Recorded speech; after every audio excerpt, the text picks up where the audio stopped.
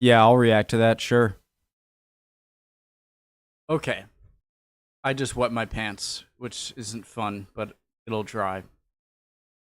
So, not I didn't pee, I didn't piss my pants. I didn't pee, I just water. Why am I even telling you this? I don't know. Preemptive, like, why the US sucks at football. Soccer. Why did I say the American term in a British accent? I'm all over the place. Horrible intro. Zealand will do a subscribe, preemptive like. Why the US sucks at football. Now, you might be surprised that, like, soccer, I'm going to refer to it as soccer, okay? I know it's football for the vast majority of the world, but I'm just so used to saying soccer that's the term I'm going to use. Don't get mad at me in the comments, please. It might surprise you that soccer is actually the most popular, maybe tied with like Little League Baseball, but I'd say soccer might even be more popular when you're a very young kid. So when you're born in America and you're a young kid, 5 years old, 6, 7 years old, you're going to go into one of two sports: baseball or t-ball or soccer. And then maybe basketball as well, but like stuff like ice hockey, like American football, even lacrosse maybe. These are things that you don't really get into until you're in middle school at the least. So 8, 9, 10, 11, like 12, 11, 12 years old. And I'd assume the same with hockey. There's lacrosse too, but so soccer is very popular for very young kids. It's just that it goes off a cliff in popularity when you reach, say, high school. Actually, our soccer team in high school is pretty popular too. But football, American football is king, okay? In high school sports, it is American football. That is the king of the sports. Those are like the go-to matches, even if you're just spectating at high schools. And then it only becomes more prevalent in college and then in pros, right? And as to why soccer falls off and a lot of people don't pursue it later in years, like in college and go pro, I'm not certain of. That was a horrible intro. I was all over the place. Let's learn. And football don't mix. Then what are we doing? The United States and football don't mix. Then what are we doing? What's the point? Hey, I hate soccer. You do? Yeah. I can't stand soccer. I think that it's the least talented sport on earth. It doesn't care.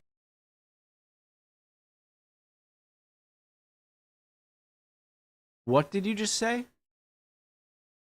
That's Dana White. I understand. Yeah, Okay, I hate you soccer. You do? Yeah. I can't stand soccer. so fine. You can't stand soccer. That's great. To have that opinion, and then he says I this. think that it's the least talented sport on earth.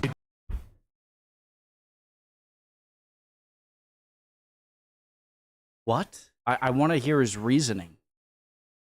Doesn't care and does not understand the football culture shared by so much of the rest of the world. And if you've ever wanted to know why, then this video is the one to watch, because by the end you will understand football in America and how it has finally started to change. An important part of that fact, though, is that I'm not English. I'm American, actually. I grew up in American football culture, or soccer as we call it. And through years of traveling got around me. the world to make football videos, I have a unique perspective on how the football culture works inside the United States and how it contrasts to the one outside of it. You see, the American sporting infrastructure is constructed differently than basically any other country in the world. Those leagues we spend all the time watching are made up of franchises in closed league systems, and they operate as businesses. The vast majority of those franchises did not start as local sporting clubs or small local entities that eventually naturally expanded into large sporting brands, like Arsenal, for example. It was founded by the workers at the Royal Arsenal complex and eventually, through a long winding tale of events, became a massive sports club. And the lack of that structure in the United States means there's a lack of traditional ties to the community that would be familiar to people that grew up in a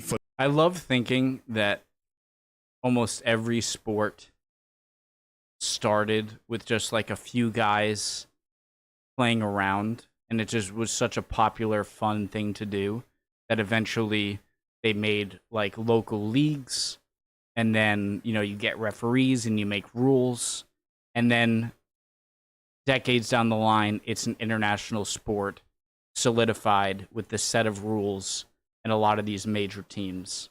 I love thinking about that. Football culture. Now, that doesn't have traditional ties to the community that would be Does 54 years mean nothing?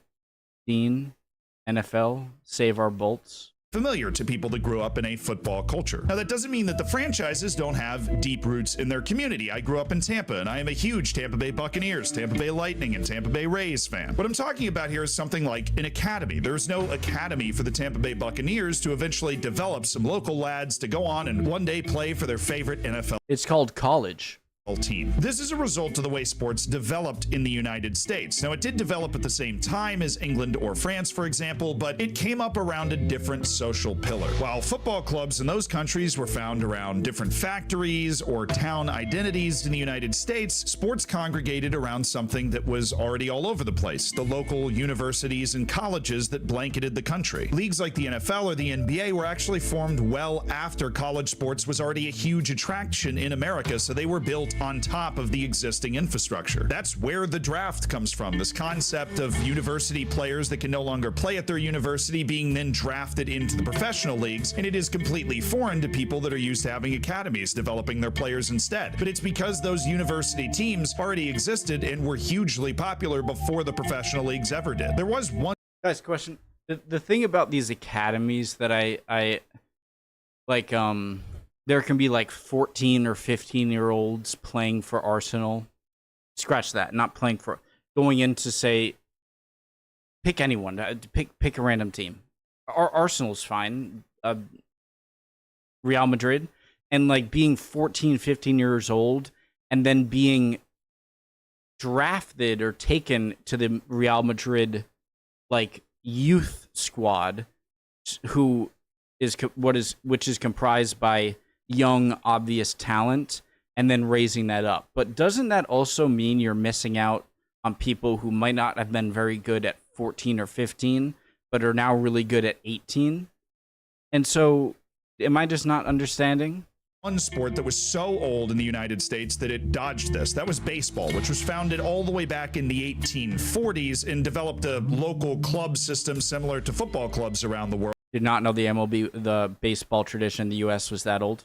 And as a result, each professional baseball team has a large minor league system that it uses to develop players, which looks a lot more similar to an academy than any other American sport. By 1870, universities were already competing against each other in what would become American football, and soccer was not adopted by universities as a sport at the top level until 1959 with the modern rules. Dave Litterer, who maintains the USA Soccer History Archive, said that colleges were playing a hybrid, neither fully soccer nor rugby, but it's only a guess. I don't know, and neither I think does anybody else. Perhaps that is a rather unsatisfying answer in this day and age, but history is not an exact science. Now, he's talking about way back in 1870 when American football and soccer looked a lot more similar than they do now. The truth is, none of those early games played by American universities look like American football, rugby, or soccer the way that those three different sports look today. But eventually, the rules of the sport that was played by these university and colleges all over the place were codified and progressed in the direction that would become American. I usually think of I might make a lot of people. I usually think of football players as having these giant legs but kind of scrawny. This guy, I think I know his name. He's got some muscle even on his arms. The way that those Is that weird to say? I'm sorry. Different sports look today. But eventually the rules of the sport that was played by these university and colleges all over the place were codified and progressed in the direction that would become American football. But what did give the United States continued exposure to the developing rules of soccer was immigration. 25 million Europeans came over to the United States from 1830 to 1930, including 8 million people from the British Isles. As a result, particularly in immigrant communities, the modern rules of soccer were played in a lot of local leagues and clubs. And it was actually out of this crop of players that the United States selected its first World Cup roster for the 1930 World Cup, the first one ever. This team selected its first World Cup roster for the 1930 What a pose.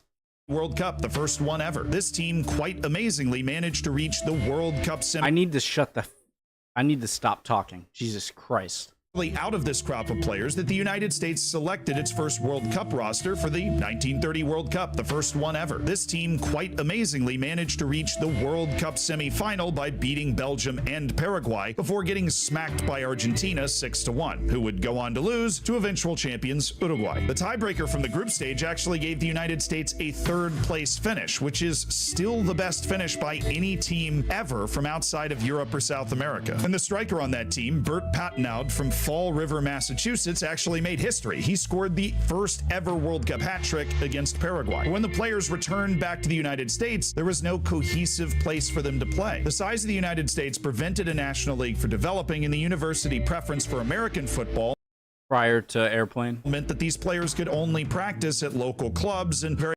various leagues that would pop up and then go away as soon as they seemed to appear. And Imagine if, so Brazil, Argentina, and Uruguay border each other, right? Imagine if they were one country. I feel like no other country on the planet would have any chance against their national team. as a result, after a triumphant performance at the 1930 World Cup, the United States would only play in 4 more World Cup matches until 1990. As other footballing cultures around the world were developing league systems and professionalizing their players to train at a higher level, the United States strategy of just slapping together a team of immigrant or second-generation players from local leagues to go play the World Cup just wasn't working nearly as well. Has anyone heard of the movie Kicking and Screaming? It's this movie probably in the mid-2000s starring Will Ferrell, I think. It was Will Ferrell as the coach. But the main joke that carried on as like a meme, I guess, is bring in the Italians. So it was a bunch of American youth players on a soccer team, but they had 2 foreign students from Italy. And the joke is that obviously the Italians, if you're from Europe and you play soccer, you're going to be the best ones. And so there was always like, when they were losing, it's like, send in the Italians, and then the Italians would destroy everyone and win. So, similar.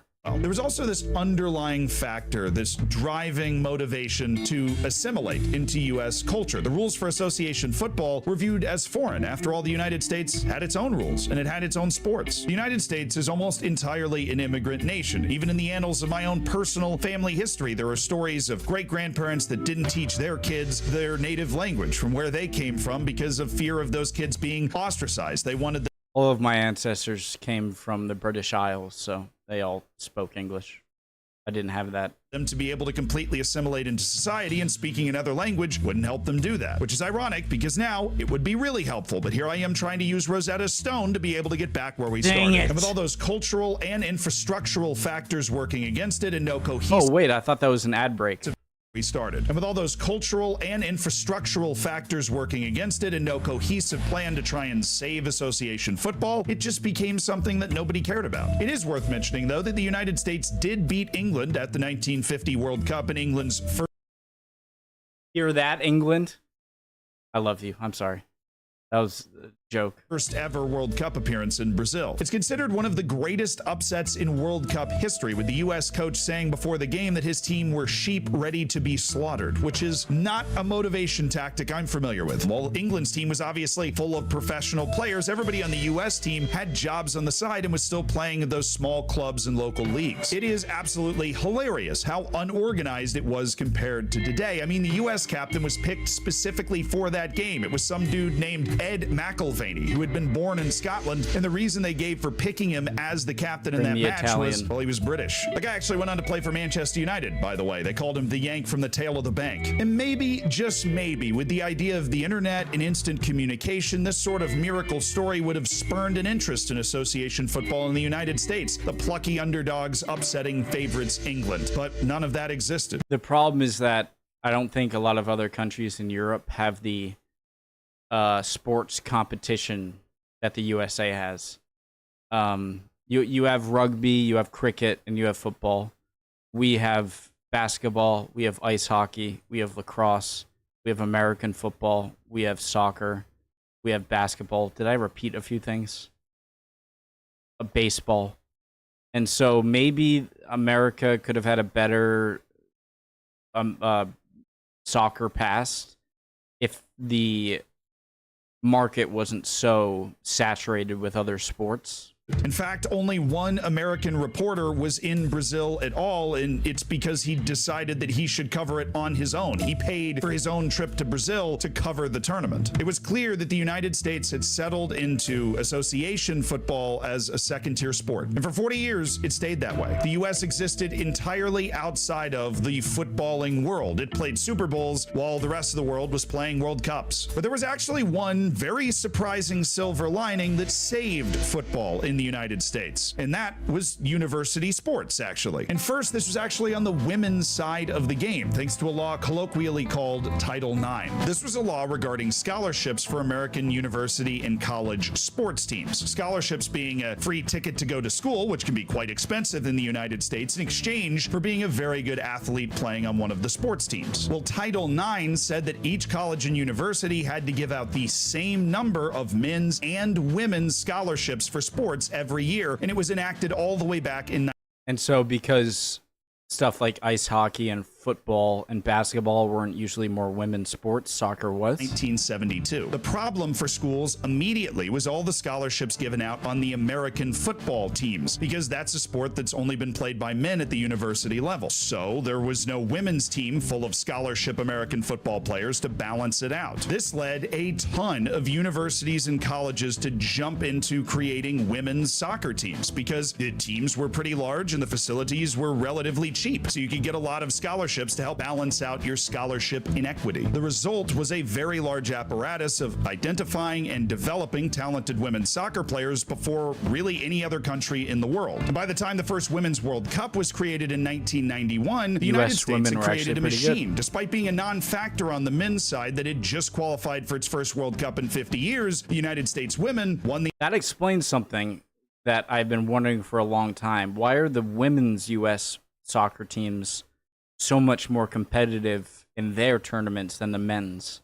And I guess that's a big reason. Entire tournament. By 1999, the women's national team had become superstars because the United States was good at it. They won the World Cup in a sold-out Rose Bowl in California. What's her name? 1.1 million people attended that 1999 Women's World Cup. The United States was clearly ready to embrace soccer for the first time as long as the team was winning. After all, the United States is a sucker for a spectacle. And it was through star power that the men's side of things got its first jolt, its first false start, when Pele signed for the New York Cosmos in 1975, and him and a couple of other famous footballers from days gone by were selling out American football stadiums. Just like today. Because people wanted to watch them play. The star-studded NASL was the United States' first serious attempt at a top-level outdoor professional league. But once the star power departed, the NASL quickly folded back into nothingness. All the while, the grassroots development of American men's players was not kicking on at all. In fact, because of the American football scholarship disparity in Title IX, there are a lot less men's university teams than there are women's university teams. Also, for men's sports in the USA, like football, American football, is that if you love soccer and you're really good at it and you go to a D1 school and you're still really good, the monetary opportunities are still nothing compared to things like baseball, basketball, definitely basketball, and I'm sure maybe American football, despite American football teams having an enormous roster. And so also, if you want to make a lot of money as an athlete, then soccer is probably your worst sport to go for in America. By the time the NASL failed, the American FA knew that it had to do something else. So it launched a wild bid. Did he tip that in? When the NASL failed, the American FA... Is that the best header goal I've ever seen? University teams than there are women's university teams. By the time the NASL failed, the American FA...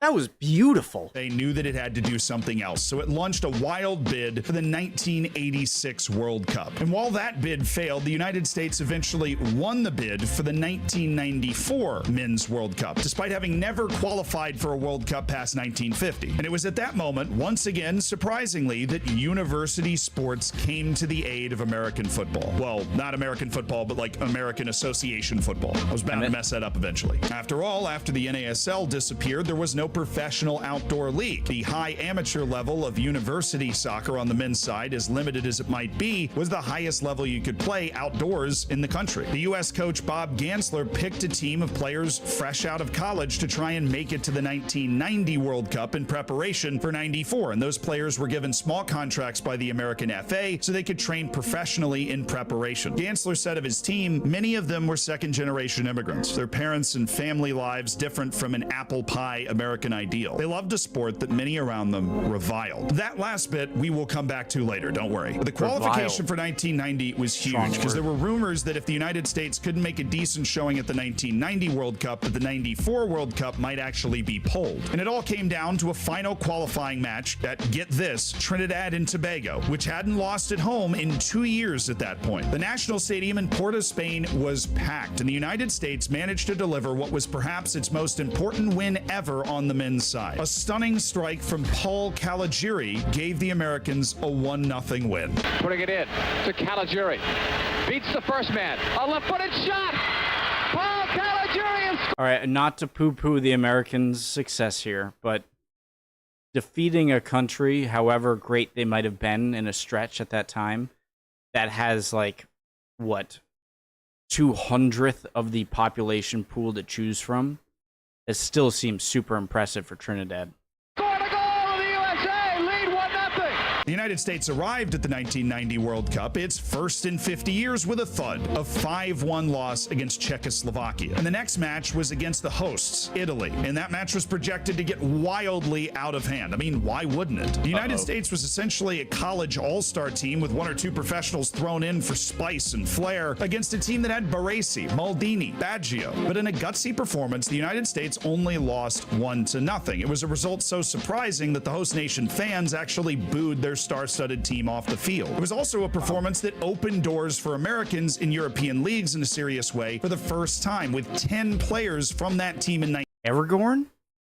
1990 going on to sign contracts to play professionally in Europe. That included John Harkes, the first ever American to play in the Premier League, and recognizable names like Casey Keller. This produced a much more competitive team at the 1994 World Cup for the United States, where it pulled off a shocking upset of Colombia to actually make it to the knockout stages in its home World Cup. And that home World Cup coincided with the founding of MLS, which was the first sustainable professional outdoor league in the United States in 1994. Although that wasn't clear immediately because MLS was a bit fledgling in its early years, but was able to build itself up by convincing owners to buy into the league instead of individual teams. So I am older than the MLS.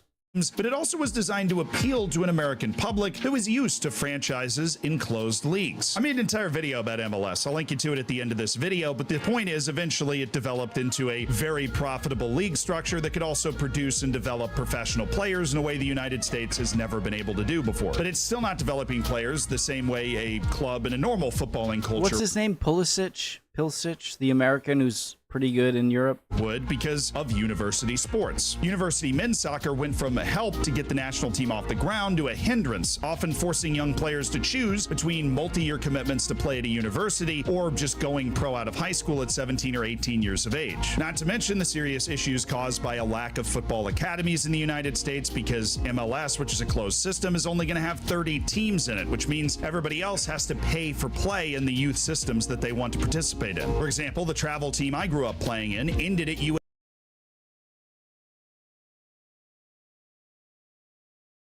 See, I'll go back to what I said originally. I would say one of the top 2 most popular youth sports in America is soccer.